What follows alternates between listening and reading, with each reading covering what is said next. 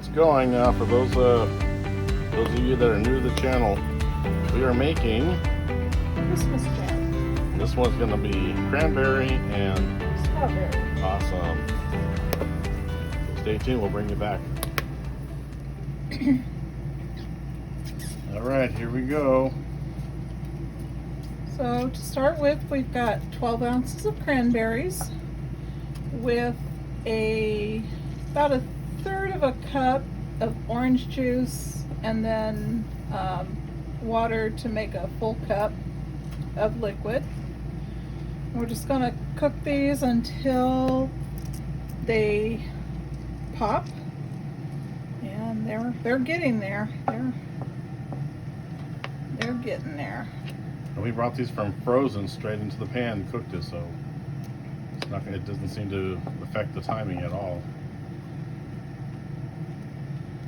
So to these, I think these are looking pretty good there.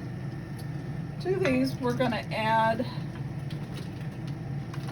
was this 48 ounces Yep. of frozen strawberries. Just dump them right in there. Whole strawberries.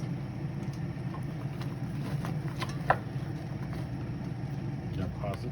It's been about 5-6 minutes, and it looks like the strawberries have thawed out now, starting to look good. We can go ahead and throw in our spices. So what spices are we throwing in here today? We're going to use cinnamon, about a half a teaspoon of cinnamon, a quarter teaspoon of nutmeg, and a quarter teaspoon of cloves. And of course, we have our sugar and a quarter cup of sugar and our 6 tablespoons of Throw pectin. those in. Oh, missed that. So we got our spices in, and we're going to put our pectin in, which is, Quarter cup. as you said, mixed with a quarter cup of sugar, because you're going to use 7 cups of sugar total. I know it sounds like a lot, but it's pretty standard. So, And then 6 tablespoons of pectin, and we use Sure Gel. and we'll stir this. If you're wondering why you mix the pectin and the sugar, it's to keep the pectin from clumping up. And then we also add, I'm always talking backwards here. We're going to add in our zest. We got some orange zest. I'm going to add that to it. Not much, but just a zest of 1 orange, but it makes a big difference.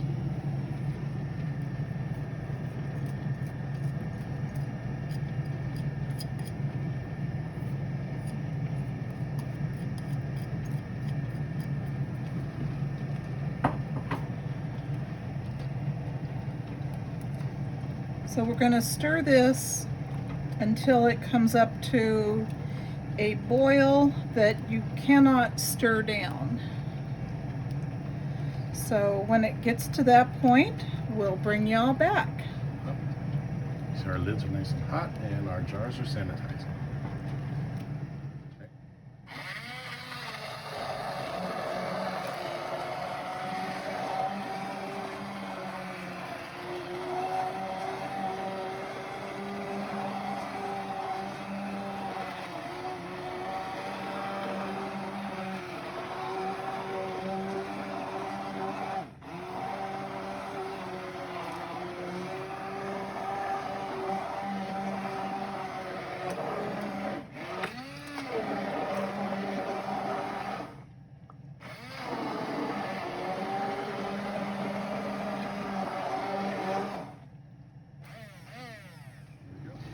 So we're going to have Carl do a taste test before the sugar is put in.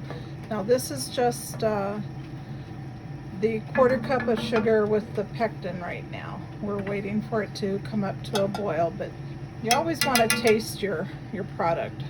Make sure your seasonings are correct.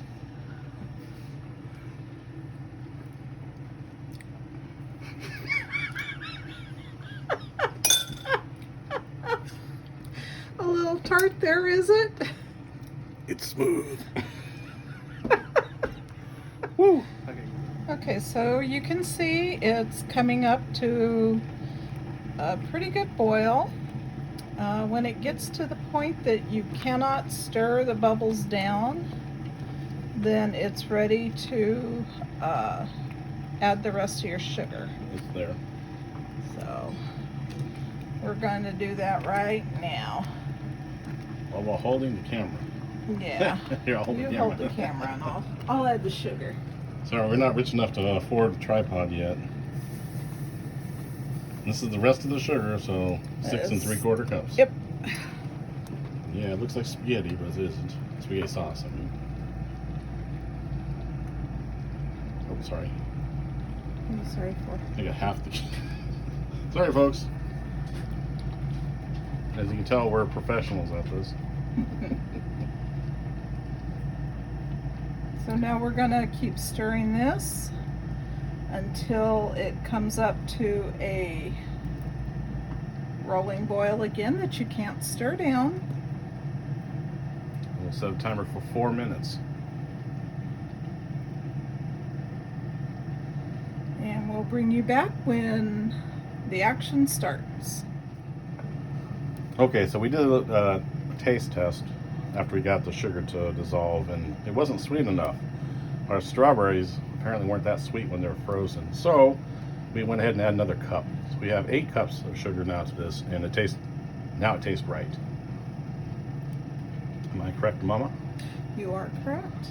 Sweet. We'll be back when it gets to that rolling boil. All right, as you can see, we're up to the boil without able to stir it down. So in goes our pat of butter. Help with the foam. And we did it in our, we put the butter in our other batch that we just made of the black cherries and cranberry.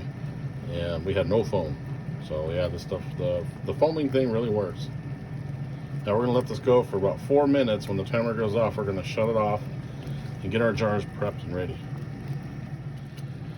So Mama just wanted me to remind you that once you set the timer, you don't walk away from it. So your timer is going. You have to keep stirring it, otherwise it may boil over. And you can see we got quite a bit in this pot. There's quite a bit in here. And we're gonna keep it so it doesn't scorch. I keep stirring it and try and keep it from bubbling over. And splattering. Yeah. My other one splattered up on my hand, which burned me. But I took it in stride. No tears this time. All right, here's the countdown, and there's the timer. That's 4 minutes. So we're gonna shut off the stove. Gonna turn the heat off. All right, and now we're gonna just get our jars prepped and ready, and we're gonna fill them up. We're gonna let this sit for a couple minutes to settle down before we start jarring it up, though.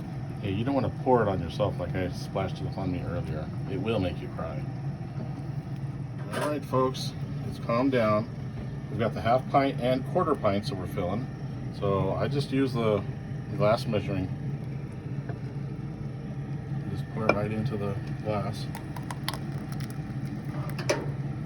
Boy, that looks good. Stop. Stop. 1/4 inch You want to leave headspace. about a 1/4 inch headspace on it. Hopefully you guys saw that. I wasn't paying attention to the camera. I was looking what I was doing.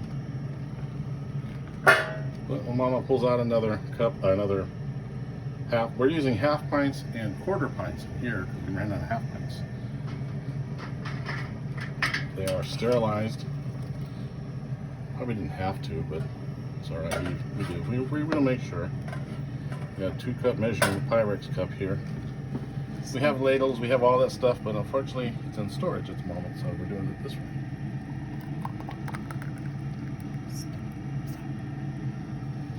Just like that. We'll get these all jarred up and get them, start the processing. 6 1/2 pint jars. We're going to go ahead and get those sealed and get back inside the water bath canner. And we'll pull out the 1/4 pint jars and fill them up next. Alright, so we got to the 1/4 pints, and we forgot to show you on the 1/2 pints, but we wiped the rims of all the jars.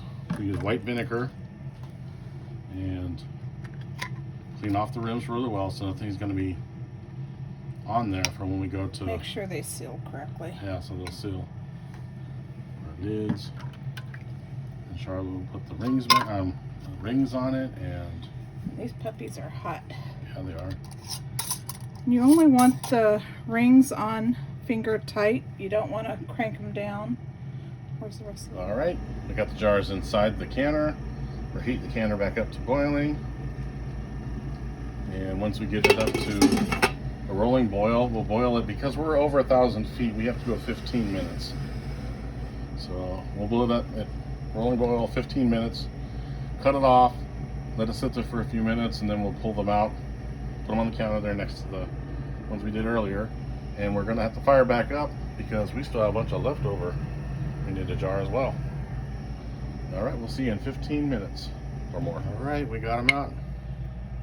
You hear them popping. Got more in there? Yeah. So watch when she takes it out. She does not tilt it to get the water off. She leaves the water on it. Set it down. Water's still on top of it. We don't tip it to get the water out. You don't want that jam to get up in there and mess up your seal. So just leave it. Yeah, the water will evaporate right off the lids. Oh yeah. There it is. Okay. Yeah, close up there. It's a half pint. There's a quarter pint. And we got our rest of our mixture heating up because we ran out of room in the canner. And over here is we did this earlier. This is the cranberry black cherry. It's a lot darker, but they really both taste really good. The smell of it and taste of it is Christmas. Also, one thing, when you're using the vinegar to wipe down the rim of your jars, you're also feeling to see if there's any cracks or chips in there that would prevent them, love that ping, that would prevent them from sealing correctly.